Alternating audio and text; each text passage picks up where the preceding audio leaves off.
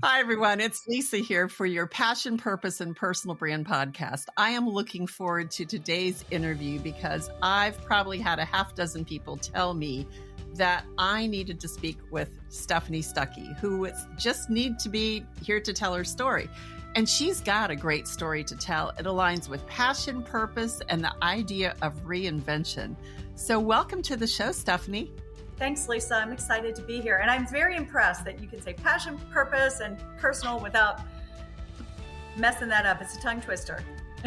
I've done it for 2 years and I've got this nice pop filter on my microphone. So there's an alliteration in there. But for those of you who are not aware of Stephanie, she is the chair of Stuckey's, which many remember as this highway oasis to generations of Americans.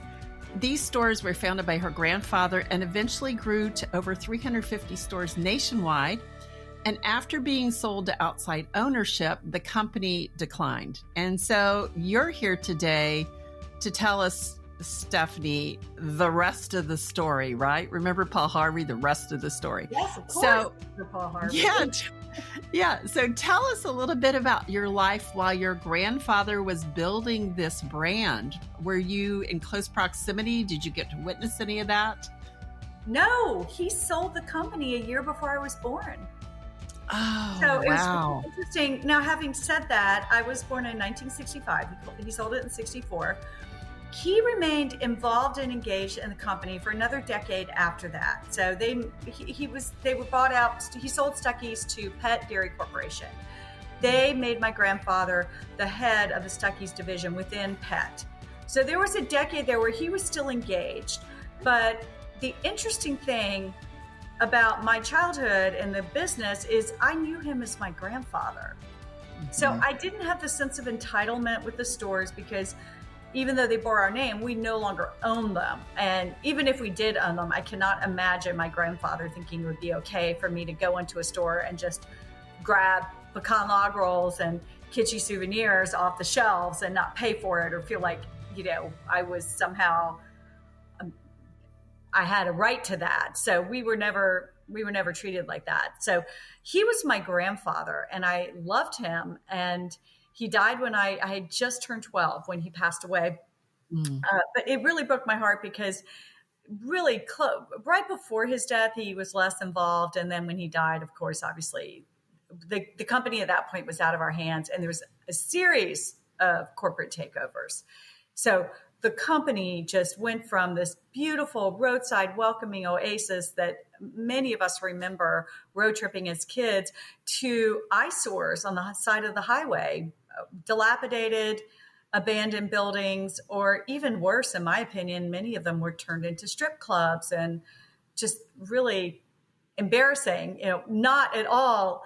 I joke, we went from being this fun oasis for families to a fun oasis for a whole different clientele with the strip clubs and the cannabis bars, and just that was not our brand. And so 4 years ago, I had the chance to buy the company. It was for sale. So that's what started our comeback, is that I had the chance to buy it. So what were you doing at this time when you had the chance to buy it? I mean, you obviously had gone into some line of work. Yeah, I'm an attorney. So I practiced law for over 30 years. I was a member of the Georgia legislature. I was elected to office for 7 terms.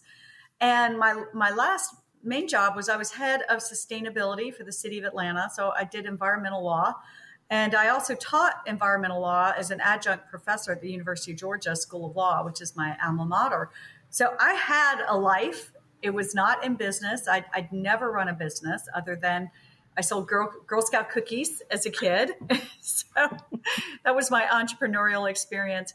But I didn't have a business background, but what I did have was a deep love for my grandfather and what he had built, and I understood his vision, and it had broken my heart to see what had happened to it. I wanted to turn that around. So tell us a little bit about what was your grandfather's vision? Like, what was the secret to his success? He really cared about people, and he cared about creating an experience. And even though he made the most delicious pecan snacks and candies you'll find anywhere. And he sold fun souvenirs, and he had good quality gas. He always sold Texaco gas.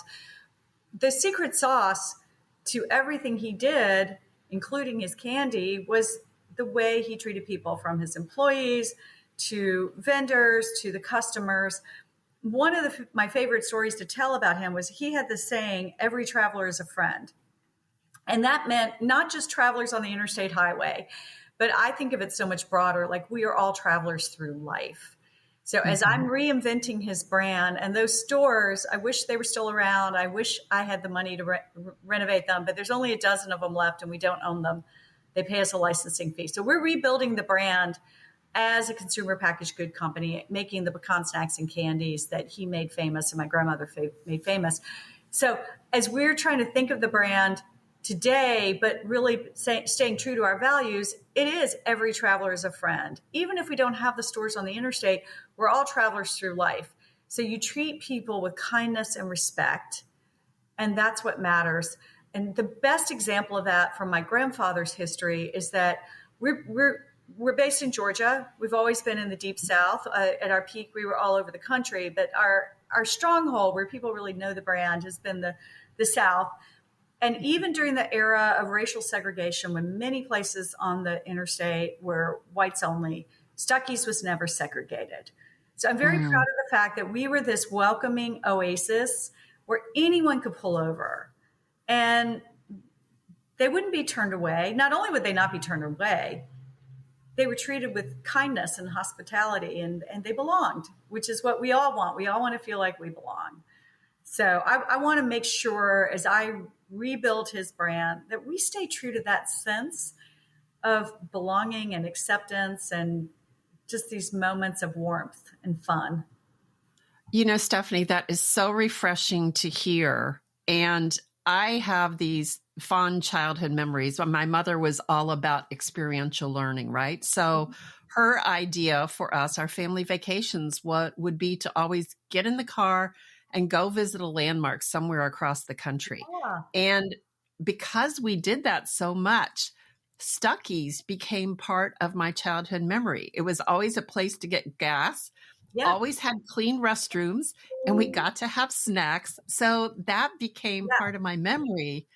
But now you reviving it, and very clear that you are not part of the stores. The stores are not part of your brand, but it's the packaged goods now that we can relive through that memory. But you came to that opportunity. Clearly, the company was likely not in great financial shape. Yeah. You're well educated. Like, what was it that made you say, I'm going for this? I loved my grandfather.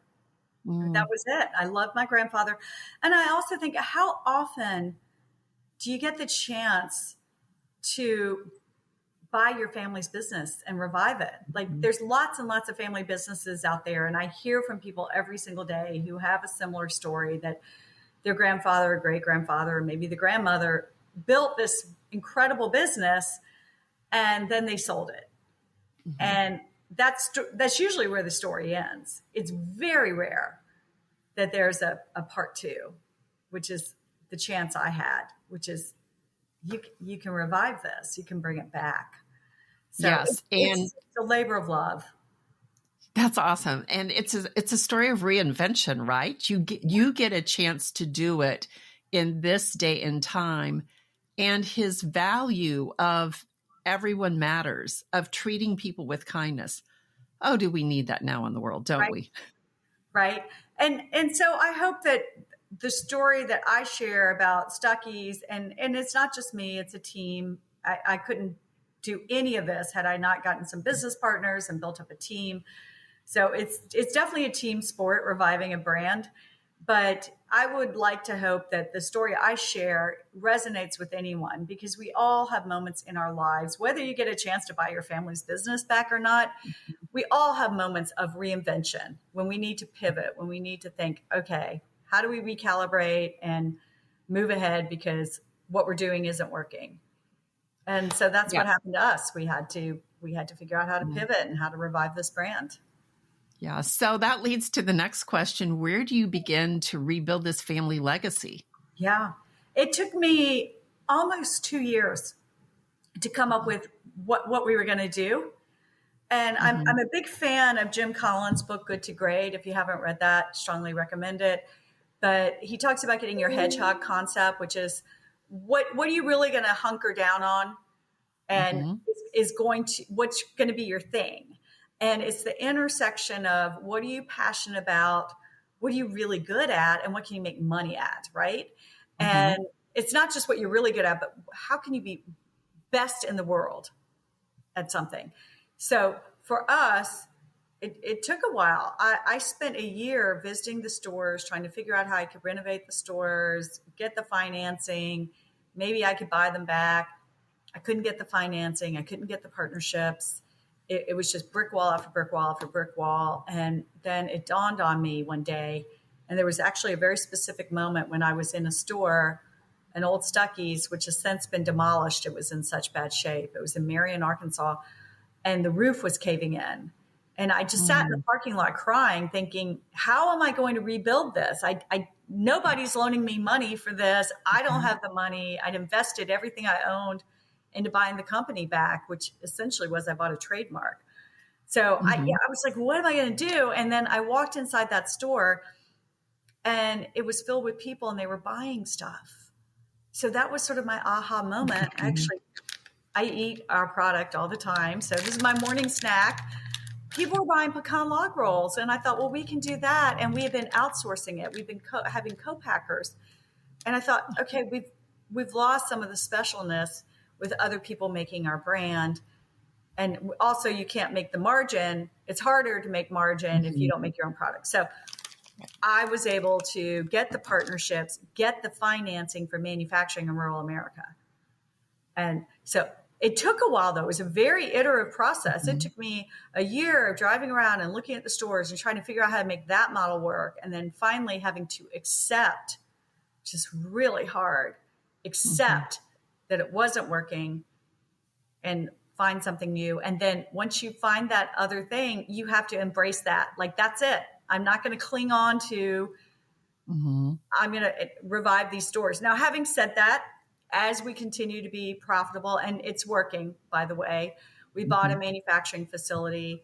It's been right at 3 years. Next week will be our 3-year anniversary. And we have grown in sales from 2.9 million to 14 million in the past few years. So, oh my goodness. And we're profitable. So as you know, sales don't always equal profits, but we've grown in sales. We're profitable. We went from less than 5 employees to 75. And the company is going great. We're now in thousands of retailers nationwide, mostly in the Southeast. That's our base. We're building thoughtfully.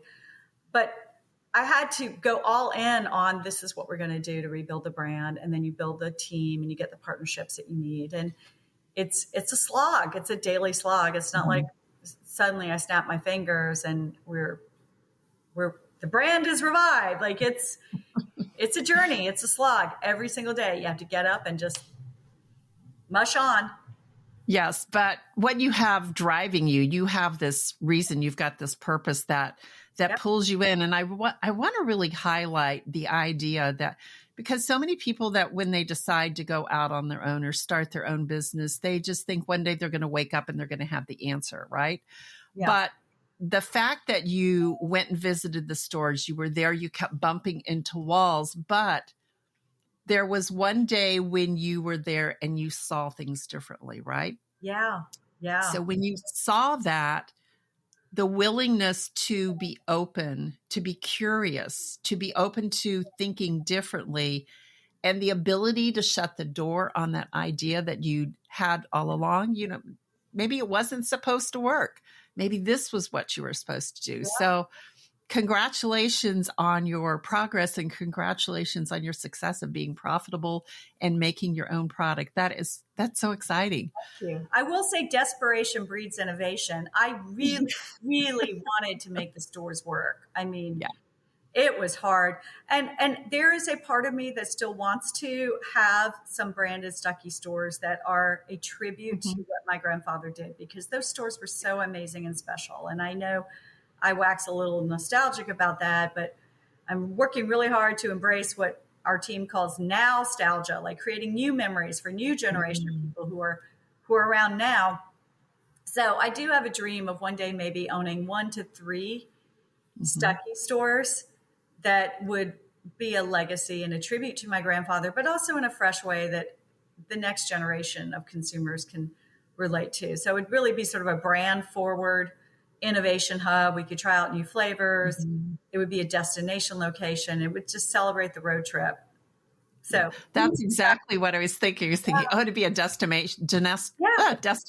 And a lot of people who had that in their past could go back and revisit and see how it has come into today's marketplace. Yeah, but new people could discover it and know, because what Stuckey's did, what my grandfather had back in the 70s, there is no place out there like that. The closest, I know we get compared a lot to Buc-ee's, and I think Buc-ee's is fabulous. In fact, I would love to partner with Buc-ee's.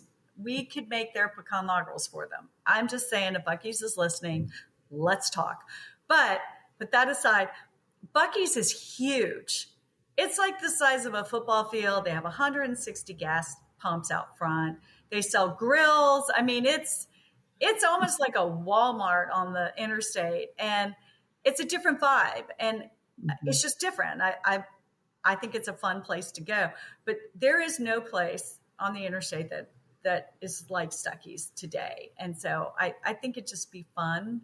So people today could see what that was like, and hopefully they'll like it and they'll think, wow, this was really a cool place. And it is a cool place, because I want to bring that back, maybe just in tiny little doses, 1 to 3 stores.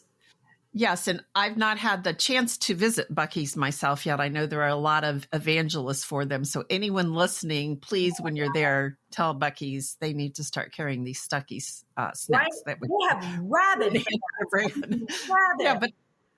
But I think too, the thing about Stuckey's that I remember, like, it was so, you'd go in and it was intimate. It was comfortable. You knew you would be welcomed. Like it wasn't this big, massive conglomeration or this, yards and yards of getting lost in aisles and all of that. So I think there is some specialness about that that we would love to revisit. But you have written a book, Stephanie, and so we are excited. This interview is being recorded before your book comes out, but it's called Unstuck: Rebirth of an American Icon. So what part does this book play in the reinvention of your brand? It's telling the story of the brand.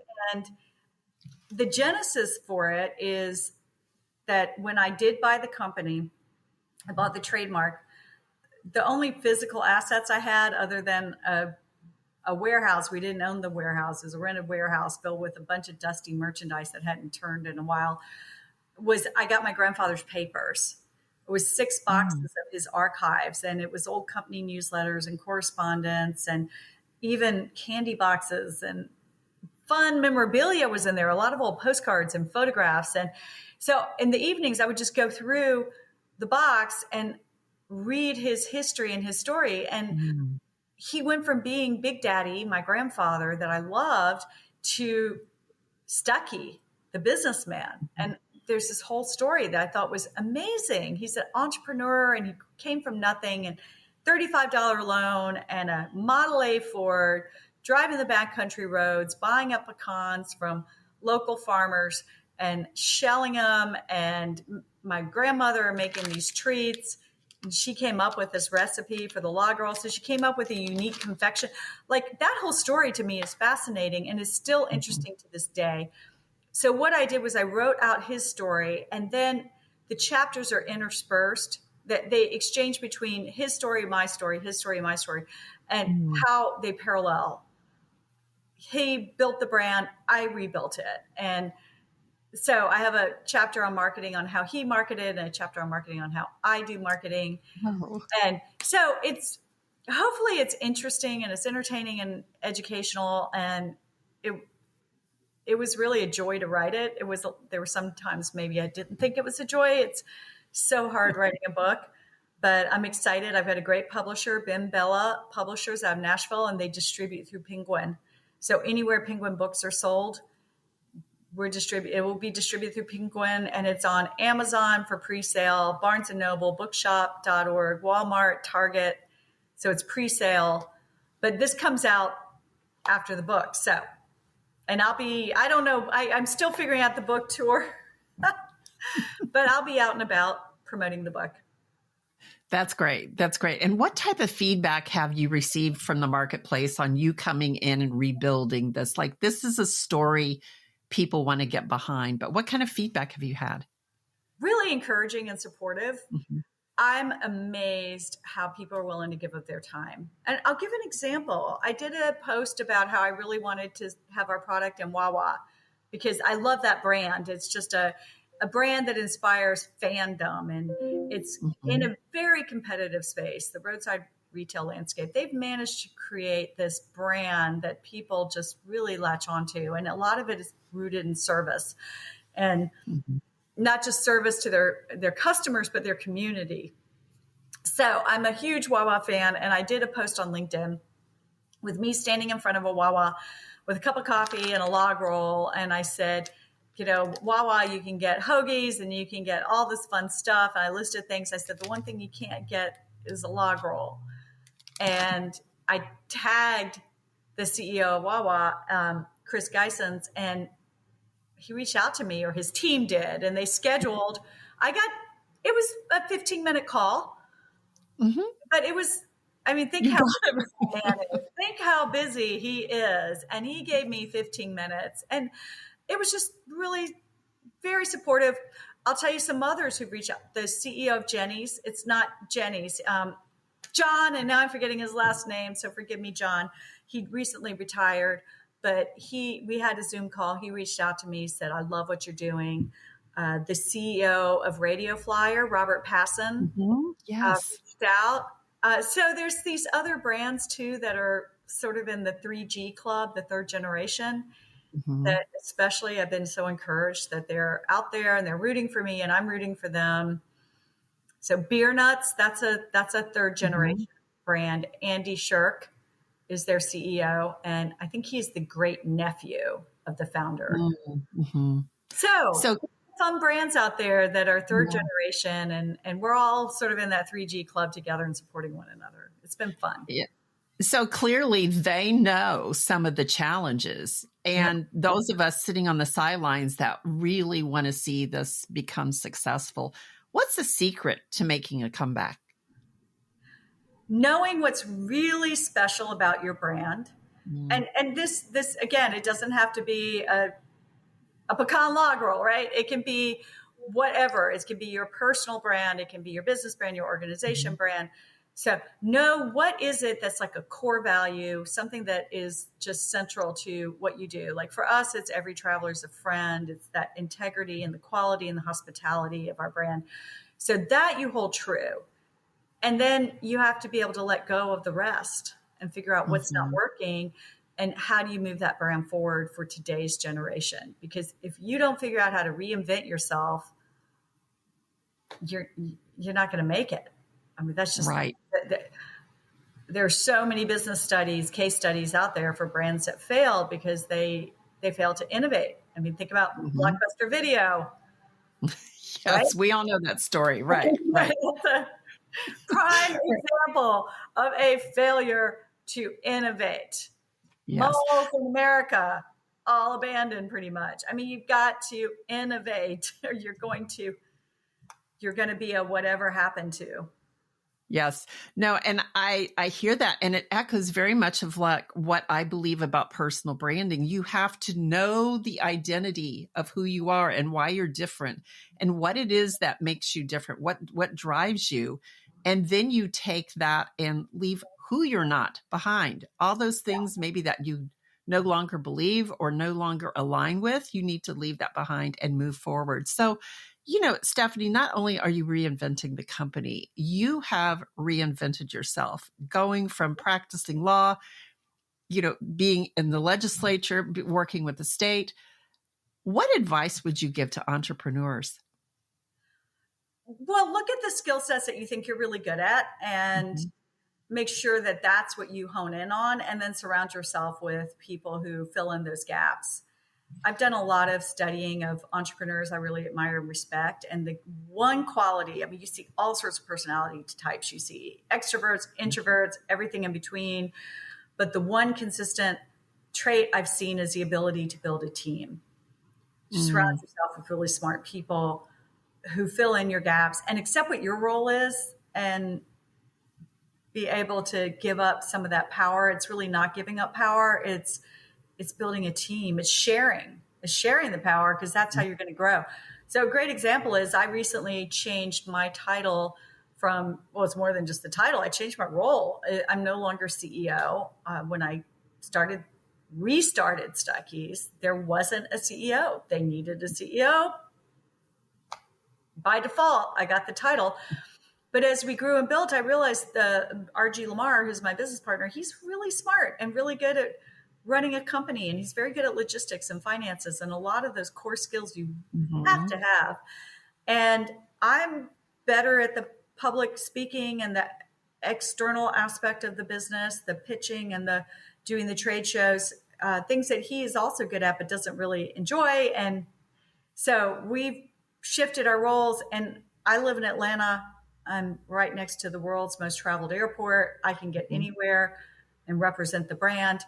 He's in Augusta, Georgia. He's at our candy plant on a regular basis, almost every day, running that plant.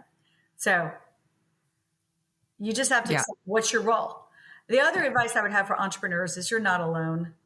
So it's not just building that internal team, build that external team, build that network, build the organization, belong to the organizations and the groups, or just build your own network. I was just talking to a woman this morning, and they're putting together she's with the Georgia Chamber of Commerce, and I'm going to speak at one of their conferences, and they're putting together a breakout session on building your own personal advisory board. Right. So you don't even have to necessarily join an organization, although like Georgia Chamber is a great one. You can surround yourself, build your own personal advisory board. These are people who are helping me figure out how I'm going to grow the company, grow myself. So surround yourself with smart people and people who nurture you and who lift you up and don't bring you down your energy. There's so many people who drain your energy. Don't let them. Surround yourself with the people who fill your cup and make you feel good about yourself. Really great advice there, because entrepreneurship can be lonely, but knowing where your strengths are, building that team, and knowing what drives you instead of drains you, those are all really important things. So Stephanie, thanks so much for being with us today. Your story is inspiring and we are cheering you on. So if people want to get in contact with you, what is the best way to reach you? I'm on all the social media platforms. I'm on Facebook and LinkedIn as Stephanie Stuckey, and then all the others, Instagram, TikTok, Twitter as @StuckeyStop. Or you can even just go on the Stuckey's website and there is a comment form. And a man reached out the other day wanting to know what are the best sites and attractions to pull over on Route 66. And he said, this question is for Stephanie Stuckey. And I answered it. And he got back to me because I didn't really expect that you would answer. I'm like, well, you said this question's for Stephanie Stuckey. So if you go on the Stuckeys.com, just fill out our website has a comment form, and I will receive it if you say this is for Stephanie. Shoot, I have someone on our team who monitors the Yelp and Google reviews. So if your Yelp or Google review says, I want to make sure Stephanie sees this, which by the way, they all come in my inbox. I do read them, but I don't answer them unless if you tag me. Then you're there. There. Yes. And I think that's great. And I think we want to see you as the spokesperson of this company. This is your story. This is a story of legacy and what you're doing to continue on to honor the legacy of your grandfather and that of your name. So I'm so glad you were with us, and just thank you for being with us today. Thank you, Lisa. It's been my pleasure. Yeah. So that's it for today. Until next week, I'm here to encourage all of you to lean into your passion. What's something that ignites your spirit, and see if there is a connection to a purpose that is bigger than you. And it's when you can align who you are into a bigger idea that we leave a legacy that becomes our legendary self.